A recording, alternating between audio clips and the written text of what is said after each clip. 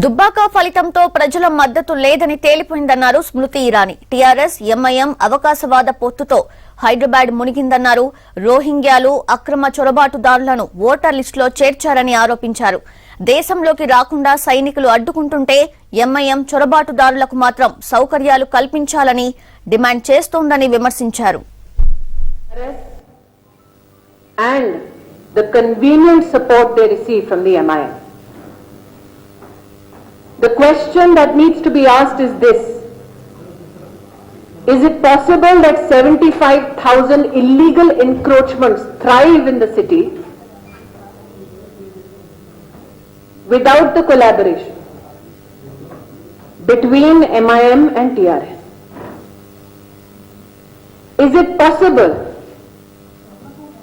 that today, as we speak, the final memorandum which seeks to engage with the Ministry of Home Affairs for assessment of damages in this great city has not been submitted by the state government? The future of Hyderabad depends on the conscientious choice which will be made by the voters in support of the Bharatiya Janata Party. Be it in the by-election in Dubbaka or yesterday, the use of police force against BJP workers. It is an indication of the loss of popular support of the ruling government in the state. Through you, I would like to appeal to the people of this great city. Look at what the corrupt collaboration of MIM and TRS has to offer. They scale down the budget of GMSC and promise freebies worth thousands of crores.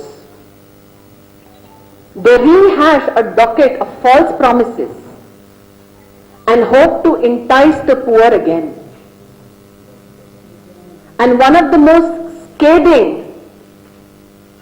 allegations against this corrupt collaboration of convenience between TRS and MIM is when local and national media have aired clips of illegal immigrants thanking the TRS leadership and MIM combined of enlisting them in the voter list.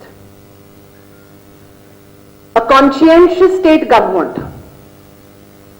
which has even a modicum of respect for the rule of law would have undertaken an investigation to ensure that Rohingya Muslims are not illicitly added to the voter list. The fact that a local TV channel has openly displayed gratitude by illegal immigrant to both the Chief Minister of Telangana and MIM is a scathing certification that this corrupt alliance between MIM and the Chief Minister and his family seeks to bleed the coffers of the state and this great city, seeks to depend on illegal immigrants